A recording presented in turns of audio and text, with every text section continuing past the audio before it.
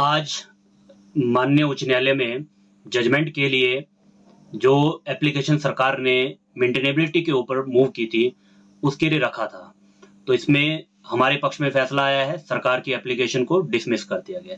जैसा कि हमें अवगति है कि ये सीपीएस की नियुक्तियों को लेके सतपाल सत्ती और अन्य जो 11 विधायक हैं, टोटल 12 विधायकों को ने ये केस को चैलेंज किया है। सीपीएस की जो नियुक्तियां हैं उन्हें चैलेंज किया है।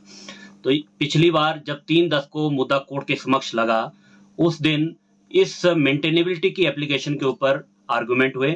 बहुत लंबा कोर्ट ने इसे आर्गुमेंट को सुना और आज जो इसके ऊपर फैसला आया है उस फैसले में कोर्ट ने ये माना है कि ये पिटीशन मेंटेनेबल है। अब 16/10 के लिए मुद्दा ऑलरेडी उस दिन डेट फिक्स थी। 16/10 को हमने कोर्ट के समक्ष ये प्रेयर की थी कि जो इंटरिम एप्लीकेशन है उसको सुन लिया जाए। और इंटरिम एप्लीकेशन से अब अगला प्रश्न आएगा कि इंटरिम एप्लीकेशन को अगर हम सुन लेते हैं तो इंटरिम एप्लीकेशन में होगा क्या।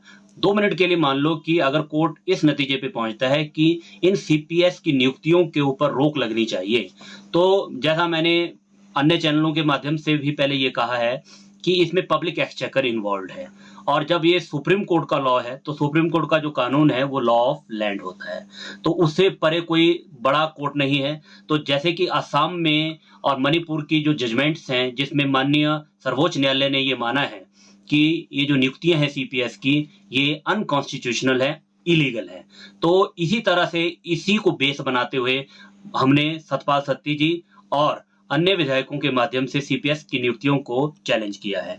इसमें हमारे जो सीनियर एडवोकेट्स हैं अपने श्री सत्यपाल जैन जी, जो additional solicitor general of India भी हैं, वो इसको बहस कर रहे हैं। और उनके साथ जो यहाँ लोकल देख रहे हैं वो भी सीनियर एडवोकेट हैं, श्रीमान अंकुश दास सूद जी, और हमारी जो भी ये सारी टीम है हम उन्हें असिस्ट कर रहे हैं। तो हमने पहली हर्डल जो है वो आज क्रॉस कर ली है, जिसमें मेंटेनेबिलिटी का इशू था, क्योंकि सरकार इसको बहुत थंपिंग उससे प्रेस कर रही थी कि ये पिटीशन मेंटेनेबल ही नहीं है। क्यों मेंटेनेबल नहीं है? उनका मानना था कि ये विदाउट अथॉरिटी है, इसकी कोई कॉम्पिटेंसी नहीं है। विदाउट अथॉरिटी का मतलब ये हुआ कि पिटिशनर इसमें जैसे कि 12 पिटिशनर थे, तो हमने सतपाल सत्ती जी के ही माध्यम से इसको फाइल किया था। तो उनका मानना था, उनका ये तर्क था कोर्ट में कि इसमें 12 के 12 जो अपने पिटिशनर्स हैं उनके एफिडेविट्स अटैच होने चाहिए थे इनिशियली रिट के साथ, पर हमने उसको क्योर कर दिया था। वो क्योरेबल थी क्योंकि ये कोई इलेगलिटी नहीं थी, ये इरेगुलरिटी थी, और इरेगुलरिटी किसी भी टाइम पे क्योर हो सकती है। ऐसा हमने कानून के माध्यम से कोर्ट को समझाया और आज कोर्ट ने हमारी बात को ध्यान में रखते हुए हमारे पक्ष में फैसला सुनाया है। अब 16/10 को देखते हैं कि अब जब हम आर्गुमेंट करेंगे कोर्ट किस नतीजे पे पहुंचता है। वैसे हम आश्वस्त हैं। क्यों आश्वस्त हैं? क्योंकि हमारे हाथ मजबूत हैं सुप्रीम कोर्ट की रूलिंग को लेके। इसी तरह से हो सकता है कि 16/10 को जब फैसला आए या 16/10 को जिस दिन बहस हो उस दिन कोर्ट फैसला सुनाए, या हो सकता है कि कोर्ट अपना फैसला रिजर्व रखे। धन्यवाद।